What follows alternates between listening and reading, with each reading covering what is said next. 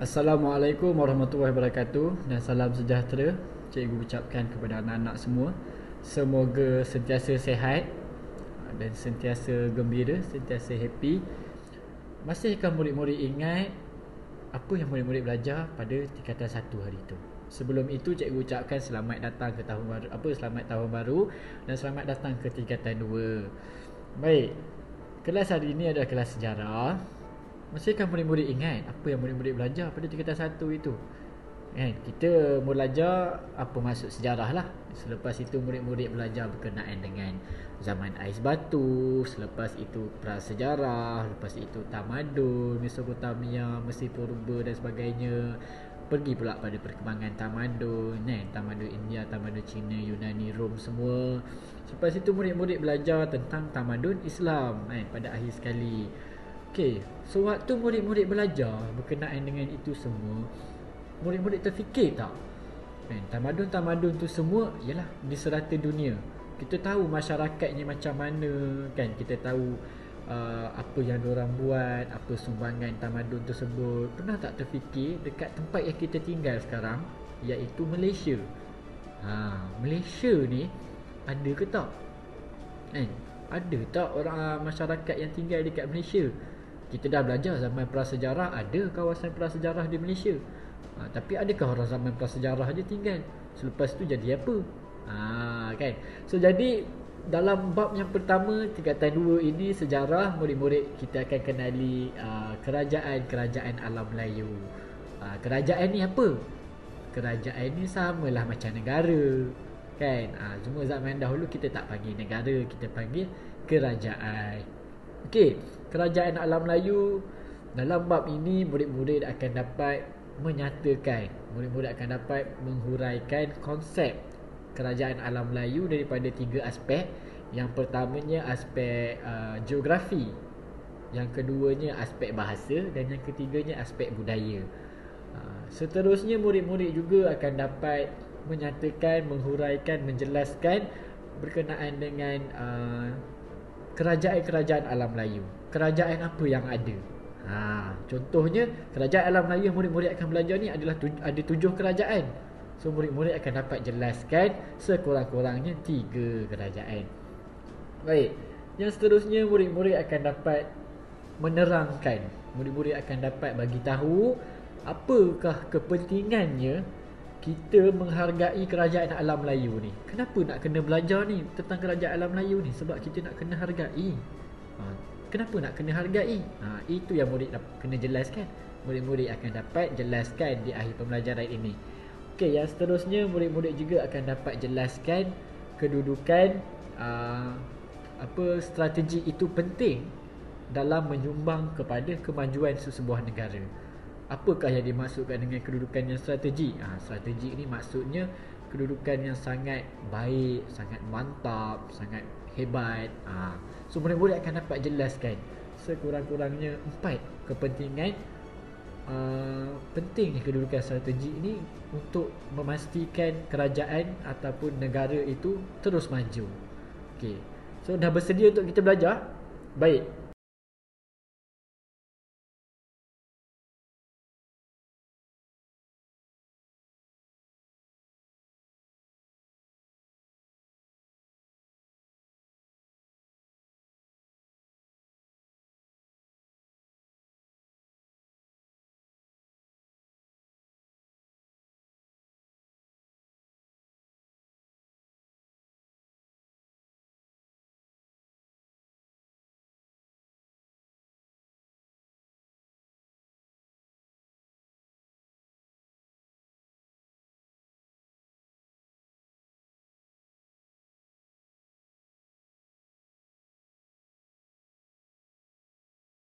Maka tak cinta.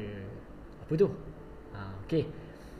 Sebelum kita lebih lanjut, kita kenali, kita belajar lebih lanjut berkenaan dengan alam Melayu ni, kita kena tahu alam Melayu ni apa. Apakah yang dimaksudkan dengan alam Melayu? Murid-murid kena tahu. Bila dah tahu, bila dah kenal, mungkin kita akan jatuh suka, kita akan jatuh cinta. Nampak tak? Baik. So jadi apa alam Melayu?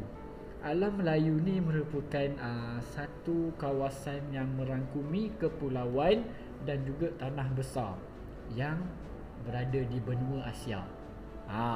Baik, sejarah alam Melayu telah memperlihatkan munculnya beberapa kerajaan.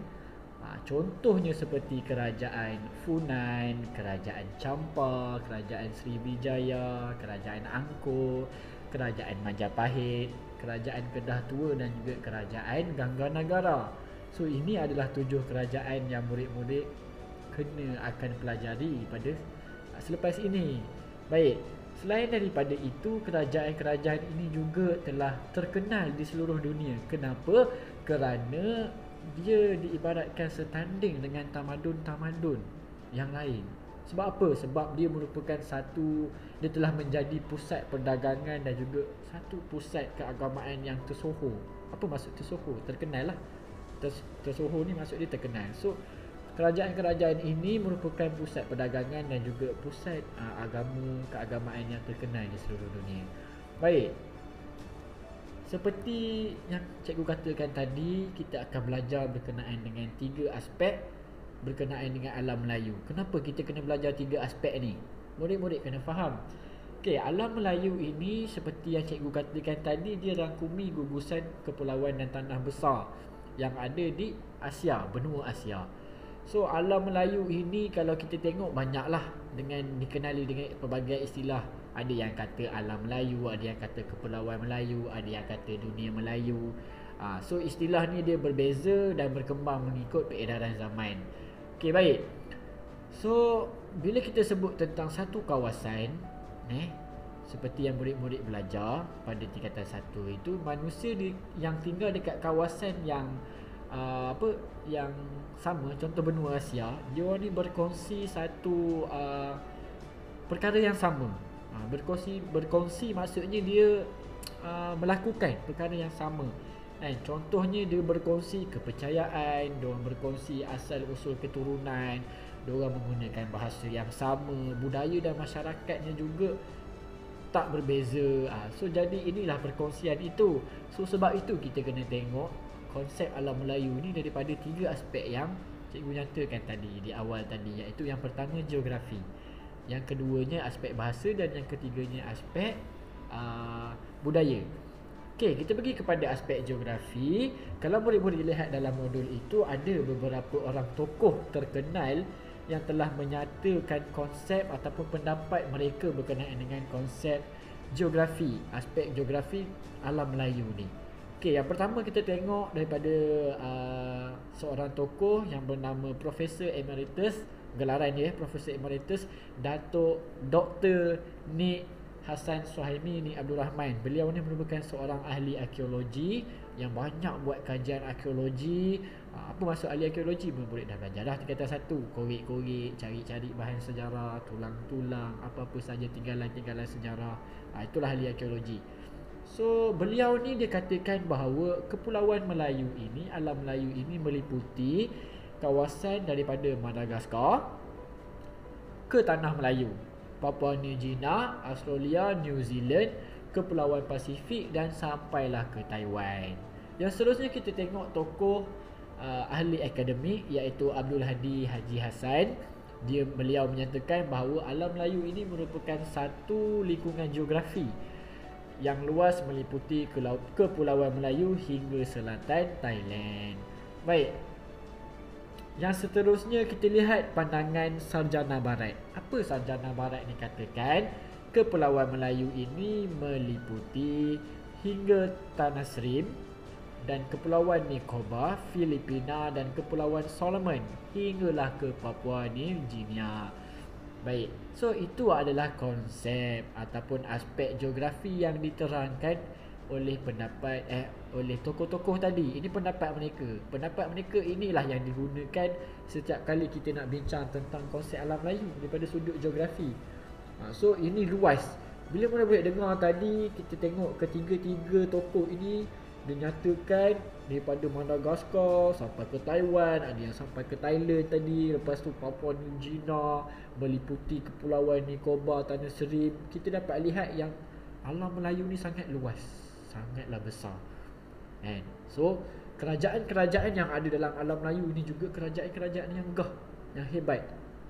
Penting, sebab itu penting kita kena belajar supaya kita tahu kerajaan yang ada pada zaman dahulu ni dekat kawasan kita ni adalah kerajaan yang hebat.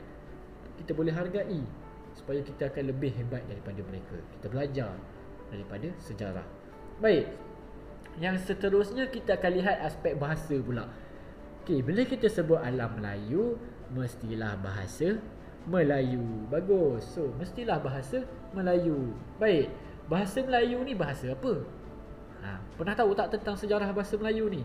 Okey. Bahasa ni ada banyak, anak-anak. Bahasa ni ada banyak.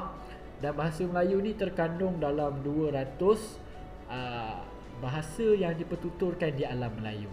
Okey. Dia tergolong dalam bahasa Austronesia yang kita panggil. Okey, ini adalah pengetahuan tambahan lah untuk murid-murid Kalau murid nak tahu, bahasa Melayu ni dahulunya adalah bahasa lingua franca. Apa tu lingua franca? Okey, lingua franca ni adalah bahasa yang kita katakan digunakan di seluruh dunia. Contoh macam kalau sekarang bahasa lingua franca adalah bahasa Inggeris. Makna kita pergi Perancis pun cakap bahasa Inggeris, kita pergi ni pun makna bahasa Inggeris tu semua orang belajar. Zaman dahulu bahasa Melayu ni adalah bahasa lingua franca. Hebat tak hebat bahasa Melayu ni. So martabatkan bahasa kita, bahasa kebangsaan kita tu, kan? Okey, baik. So kita lihat pandangan dan tokoh-tokoh juga berkenaan dengan bahasa ni tadi. Okey. Kita lihat Profesor Emeritus Datuk Dr. Asmah Haji Omar. Beliau ni adalah seorang tokoh dalam bidang bahasa. Okey, beliau katakan bahasa serumpun di alam Melayu ni mempunyai perkaitan dengan bahasa etnik pribumi. Persamaan ini boleh dikenal pasti melalui kata-kata tertentu. Contohnya apabila kita buat perbandingan bahasa-bahasa serumpun ini, terdapat pertalian kekeluargaan bahasa-bahasa ini dengan bahasa Melayu. Apa yang dimaksudkan dengan pendapat Profesor Datuk Dr. Asmah Haji Omar ni? Okey, macam ni murid-murid? Bila kita sebut tentang persamaan, kita ambil contohlah sekarang bahasa Malaysia dengan bahasa Indonesia. Pernah tak kita dengar ada perkataan-perkataan yang sama yang dituturkan, diungkapkan oleh kita, diungkapkan juga oleh Malaysia, oleh rakyat Indonesia? Boleh kita katakan kalau Indonesia dengan bahasa Malaysia tu banyak yang samalah. Cuma so inilah yang kita katakan persamaan itu. So inilah bahasa Melayu tu. Inilah yang kita katakan serumpun, bahasa serumpun. Baik. Yang seterusnya kita tengok tokoh bahasa juga, iaitu Sultan Takdir Alis Jahmana. Dia menyatakan bahawa bahasa Melayu ini telah digunakan secara meluas di alam Melayu sejak awal Masihi lagi. Sifat orang Melayu yang suka berlayar, suka menjelajah telah mengembangkan lagi penggunaan bahasa Melayu ini. Tambahan pula sifat bahasa Melayu yang sederhana dan mudah dipelajari membolehkan bahasa ini diterima di alam Melayu. Betul, bahasa kita adalah bahasa Melayu ni adalah antara bahasa yang mudah dipelajari. Sebab tu dia boleh jadi bahasa lingua franca. Dia mudah dipelajari, mudah ditutur kata. Contohnya kita lihat pendatang-pendatang asing yang ada dekat negara kita sekarang. Kan, contoh daripada Bangladesh, contoh daripada banyak lagi lah kawasan-kawasan lain. Diorang dah boleh bertutur bahasa Melayu. Walaupun tak sefasih kita, diorang boleh bertutur. Sebab apa? Sebab bahasa kita ni mudah, mengikut pandangan tokoh tadi. Baik. So itu adalah dua pendapat yang dikemukakan, yang dikatakan oleh tokoh-tokoh tadi. Seperti mana yang ada dalam modul murid-murid itu, itulah dia. Dan itu aspek bahasa. Yang seterusnya kita tengok pula aspek budaya. Apa yang dimaksudkan dengan budaya ni? Nak-nak. Budaya ni perkara yang meliputi aktiviti, yang meliputi kegiatan, yang meliputi adat yang dilakukan oleh masyarakat dalam alam Melayu. Aspek budaya, okey, kita boleh tengok dia merangkumi bahasa, dia merangkumi tulisan, dia merangkumi persuratan, dia merangkumi struktur sosial, kesenian, kepercayaan, adat. Itulah budaya. So dalam alam Melayu ni, penduduk-penduduk dekat alam Melayu ni dia ada keserumpunan itu, ada persamaan itu. Okey. Contohnya kalau murid-murid tengok dalam modul yang murid-murid dapat tu, okey, ada ditulis oleh Abdul Aziz Deraman dalam buku Masyarakat dan Kebudayaan Malaysia. Dia kata sejak awal lagi budaya di alam Melayu ini telah berkembang maju, dan dengan munculnya beberapa kepandaian tertentu dalam bidang kesenian, antaranya perbuatan gangsa, seni mempertahankan diri. Selain itu adalah nilai-nilai serumpun yang wujud dalam kalangan masyarakat alam Melayu, terutamanya gotong royong, saling membantu dan sebagainya. So ini adalah antara budaya-budaya yang diamalkan di alam Melayu. So ini budaya yang murid-murid akan tengok kekal lah sampai sekarang. Kita suka tolong orang, kita biasa kalau pergi buat program, buat kenduri apa semua kita akan buat, kita akan bantu. Gotong royong lah. Contohnya daripada segi kesenian kan, kita buat, kita ada cipta itu, cipta ini. Daripada segi tulisan, kita pakai tulisan yang sama, kita pakai bahasa yang sama.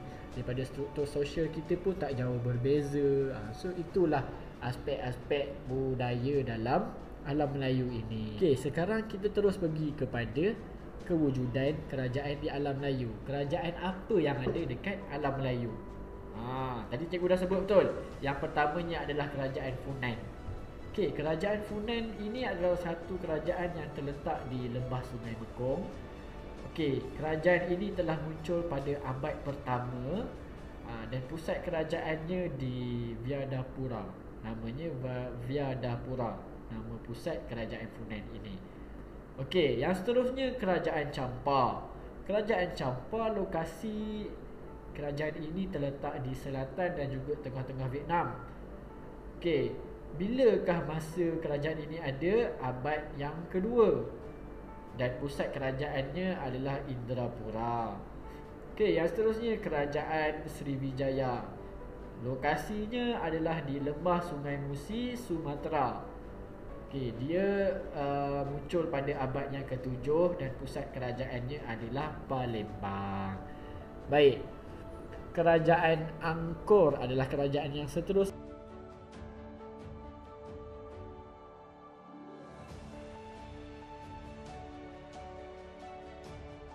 Yang terletak di lembah Sungai Berantas, iaitu di Jawa Timur.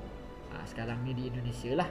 Okey, masa kerajaan ini muncul adalah pada abad ke-13 dan pusat kerajaannya adalah kota Trowulan. Baik. Yang seterusnya kerajaan Kedah Tua. Okey, kerajaan ni adalah antara kerajaan yang sangat dekat dengan Malaysia. Kat mana duduknya kerajaan ni? Kat Kedah lah sekarang. Murid-murid masih boleh tengok hasil ataupun tinggalan-tinggalan kerajaan-kerajaan tinggalan kerajaan Kedah Tua di Kedah. Kerana apa? Kerana kerajaan ini terletak dekat Sungai Mas dan Sungai Bujang. Sungai Mas, Sungai Bujang ni dekat mana? Dekat Kedah. Dekat mana? Sungai Petani. Pergi Sungai Petani, murid-murid akan jumpa Sungai Mas, Sungai Bujang. Okey, masa kerajaan ini pada abad yang kelima. Pusat kerajaannya di Sungai Mas dan juga Pangkalan Bujang. Sekarang ni namanya Lembah Bujang. Ada dekat Kedah. Cikgu dah pergi. Murid-murid pun boleh pergi jika ada peluang. Best kalau kita tengok ada tinggalan-tinggalan candi kat Lembah Bujang dan sebagainya. Okey, yang terakhir adalah kerajaan Gangga Negara. Okey, lokasinya pantai barat bahagian tengah tanah Melayu. Baik, dia muncul pada abad ke-6 dan pusat kerajaannya adalah Pangkalan. Ini adalah 7 kerajaan alam Melayu yang ada, yang murid perlu pelajari. Yang paling senang nak ingat kerajaan Gangga Negara, kerajaan Kedah Tua, Funan, Champa, Majapahit, Sriwijaya. Senang kan? So ini adalah 7 kerajaan yang murid dah belajar. Kenapa kita nak kena kenal kerajaan ni? Sebab kalau murid tengok kerajaan-kerajaan ni semuanya duduk dekat mana? Kalau kita tengok lokasi, kita tengok lokasi lembah sungai. Semuanya boleh kita katakan terletak di lembah sungai. So itulah kedudukan yang strategik yang dimaksudkan tadi. Kenapa kerajaan-kerajaan ini boleh berkembang maju? Kerana kedudukan dan lokasinya di lembah sungai. Bila duduk lembah sungai, dia ada sumber air. Selain daripada itu, dia boleh menjadi satu pusat perdagangan. Zaman dahulu adalah zaman perdagangan. Kapal berlabuh, kapal berlayar. Kalau ada pelabuhan, macam kita lah pergi berjalan sekarang, kita mesti akan cari R&R. Untuk apa? Untuk kita makan, untuk kita berhenti rehat, untuk kita berhenti solat, untuk kita refresh balik. Samalah juga. So orang zaman dahulu berlayar. Bila dia berlayar ni, dia nampak pelabuhan, dia akan berhenti untuk dapatkan bekalan, untuk dia beli barang, bawa balik dekat kawasan dia. So bila di lembah sungai, automatik akan ada pusat perdagangan. Bila pusat perdagangan itu muncul, maka majulah sesebuah negara itu. Baik. So itu adalah perkara penting yang murid belajar dalam topik 1.1 dan juga 1.2, iaitu konsep alam Melayu dan juga kerajaan-kerajaan alam Melayu.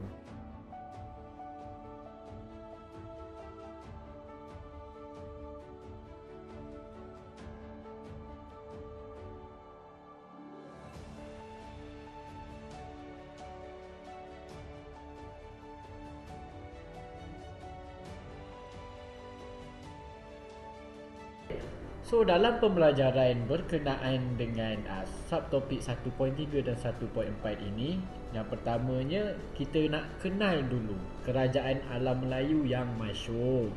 Apa maksud masyhur ni? Yang hebat tadi itulah, yang terkenal tadi. Baik, kita akan pergi satu persatu seperti mana yang ada di dalam modul dan murid-murid dapat itu. So jadi ini pengenalan lebih mendalam. Yang awal tadi yang kita belajar, yang tadi kita hanya tahu kerajaan apa, berpusat dekat mana, berada di mana. Tapi kali ini kita akan kenal lebih mendalam berkenaan dengan siapa yang mengasaskan, apa dia punya aktiviti, apa dia punya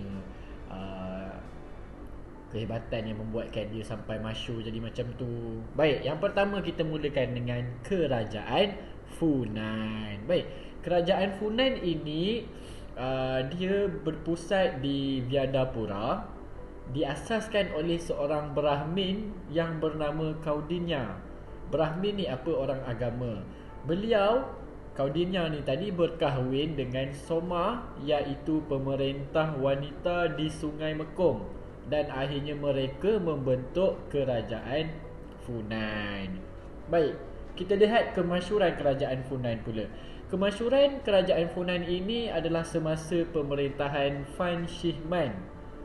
Kenapa masyhur? Kerana beliau telah meluaskan empayar Funan ke Sungai Mekong hingga Teluk Kamran di sebelah timur.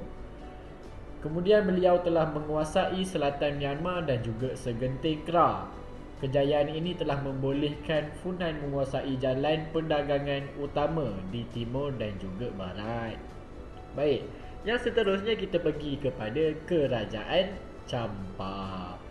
Kerajaan Champa telah diasaskan oleh Chiulin pada tahun 192 Masihi.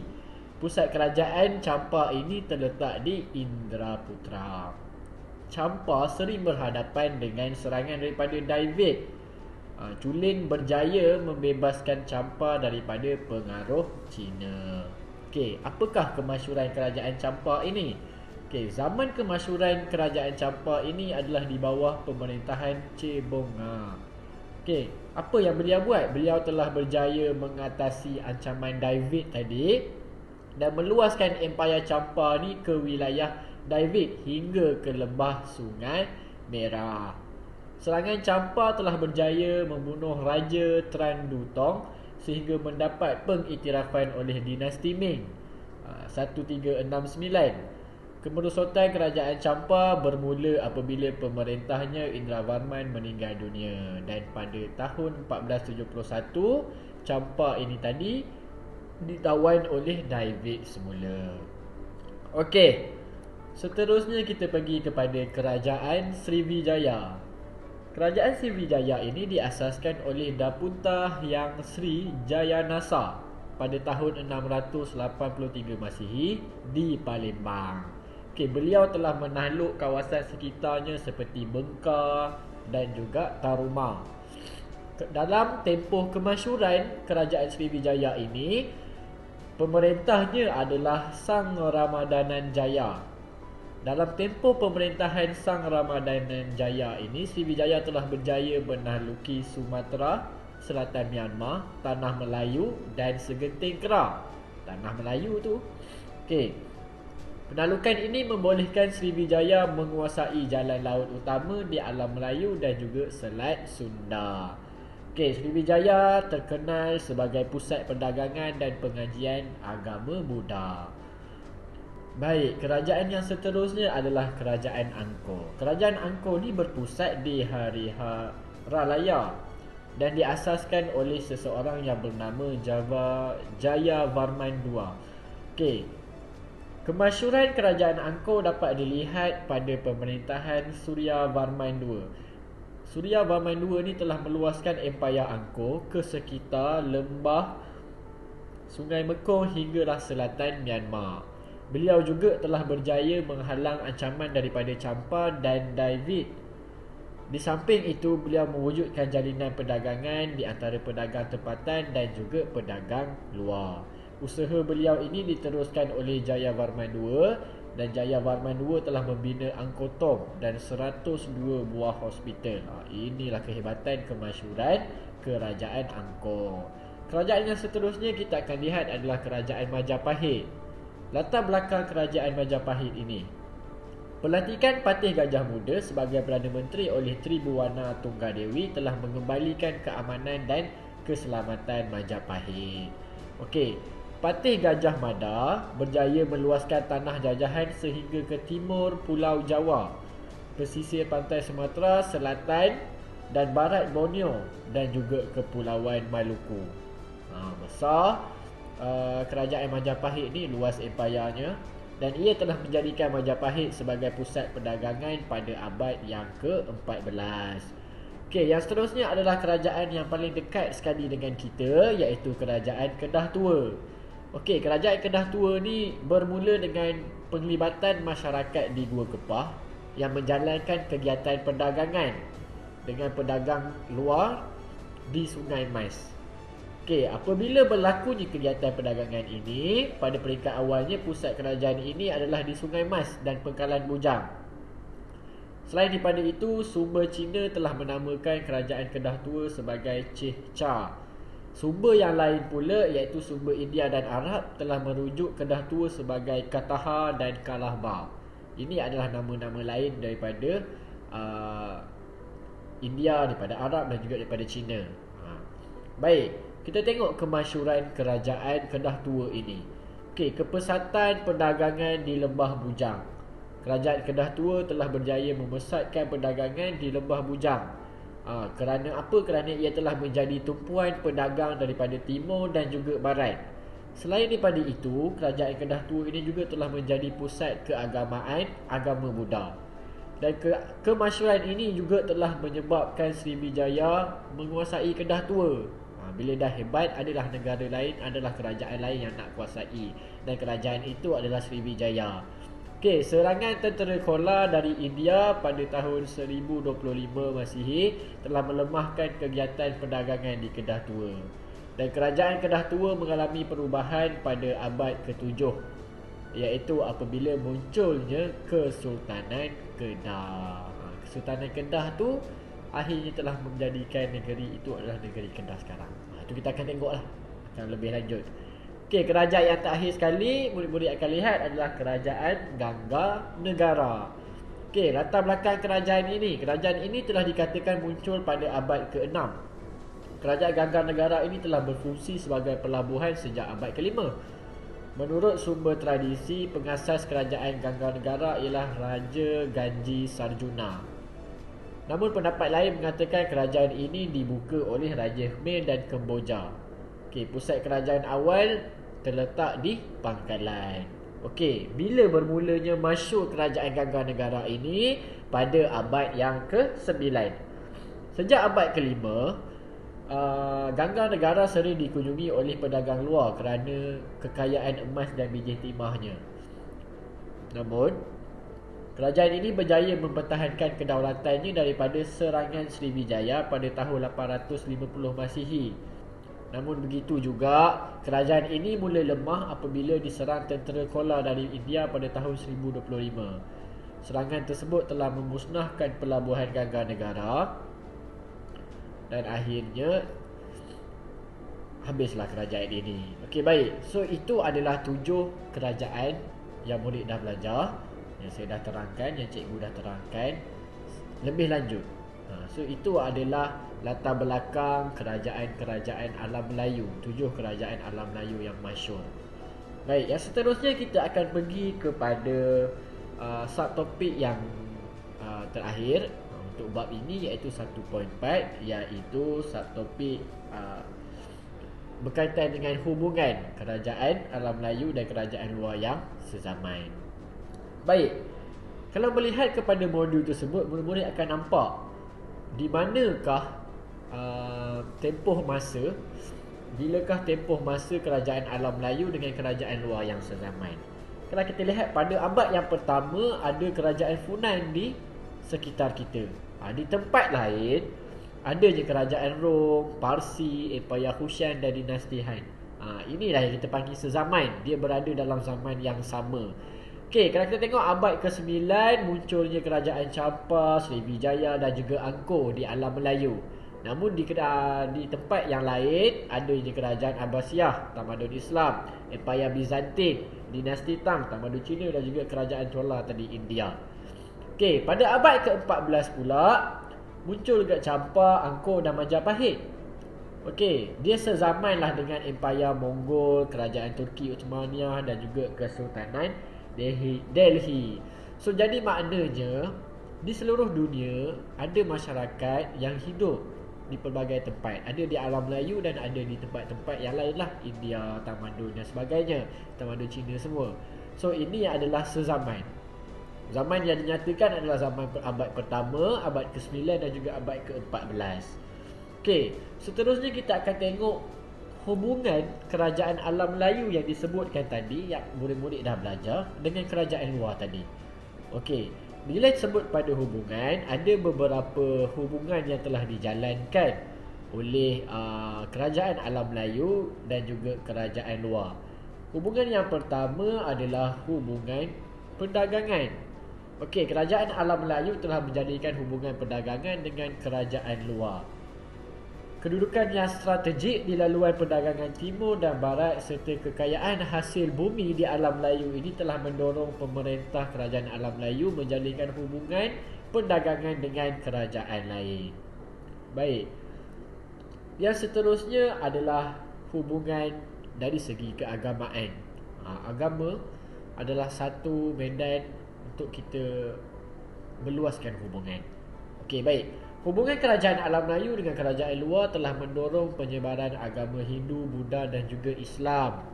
Okey, kalau kita lihat agama Hindu, contohnya agama Hindu, terdapat beberapa cara penyebaran agama Hindu di alam Melayu, iaitu melalui peranan pedagang, melalui peranan tentera dan juga melalui golongan Brahmin. Okey, penyebaran agama-agama ini telah mempengaruhi pelbagai aspek kehidupan seperti pentadbiran, perundangan, ekonomi dan juga sosio-budaya. Contoh yang lain kita akan tengok agama Buddha. Agama Buddha peranan Asoka. Masih ingat nama Asoka? Murid-murid belajar nama Asoka ini pada tahun lepas, dalam tamadun India. Okey, dalam peranan Asoka memerintah Empayar Maurya menghantar sami-sami Buddha ke alam Melayu untuk menyebarkan agama Buddha. Agama Islam. Terdapat beberapa cara penyebaran Islam di alam Melayu. Antaranya adalah melalui peranan pedagang, pemerintah dan juga pendakwah. So apabila berlakunya penyebaran ini, agama-agama yang disebutkan tadi, maka terjalinlah hubungan keagamaan di antara kerajaan alam Melayu dan juga kerajaan luar. Okey, hubungan yang terakhir kita akan lihat adalah daripada segi hubungan diplomatik. Apa yang dimaksudkan dengan hubungan diplomatik? Bila kita sebut diplomatik, ia adalah berfokuskan kepada hubungan politik. Politik ini adalah daripada segi pemerintahan. Okey, Hubungan diplomatik merupakan hubungan politik di antara dua kerajaan, iaitu kerajaan alam Melayu dan juga kerajaan luar lah. Tak kisahlah kerajaan mana-mana pun, tapi dia mesti ada hubungan diplomatik. Okey, kerajaan alam Melayu menjalinkan hubungan diplomatik dengan kerajaan di China dan India. Untuk apa? Untuk mengukuhkan kedudukannya. Selain daripada itu, untuk membuka jalan kepada memperkembangkan perdagangan mereka.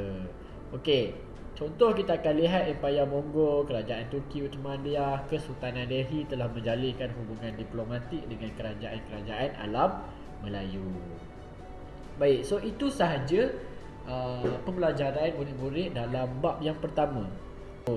So penting seorang pemerintah itu mempunyai ilmu dan berfikiran bijak. Untuk apa? Untuk memastikan kemajuan negara. Kalau contoh pemerintah tak bijak, dia tak nak jalinkan hubungan dengan kerajaan-kerajaan lain, siapa nak datang berdagang dekat kawasan dia? Siapa nak datang berdagang dekat tempat dia? So tak ada. Bila tak ada orang datang berdagang, tak ada, ekonomi dekat situ tak berkembang. Macam mana dia nak kekal lama? Kalau pemerintah tu tak bijak, tak jalin hubungan diplomatik, maknanya dia tak ada sokongan. So orang kerajaan lain boleh datang serang bila-bila. So itu adalah di antara pentingnya kebijakan pemerintah ini dalam mengekalkan kemajuan negara. Okey, yang seterusnya, murid-murid dapat menganalisis hubungan yang terjalin ini tadi daripada segi perdagangan, keagamaan dan juga diplomatik. So ini adalah satu perkara yang penting. Bila kita katakan tentang kerajaan, hubungan dengan kerajaan lain tu mesti ada. Sebab kalau tak ada, tak mungkin kerajaan itu akan berada kekal lama. So jadi itu sahaja untuk bab yang pertama. So murid-murid boleh lihat nota di dalam modul yang diberikan. Di samping itu, jangan lupa untuk menyiapkan latihan yang ada di dalam modul tersebut. Boleh rujuk nota-nota yang ada di dalam modul ataupun rujuk kepada cikgu murid-murid.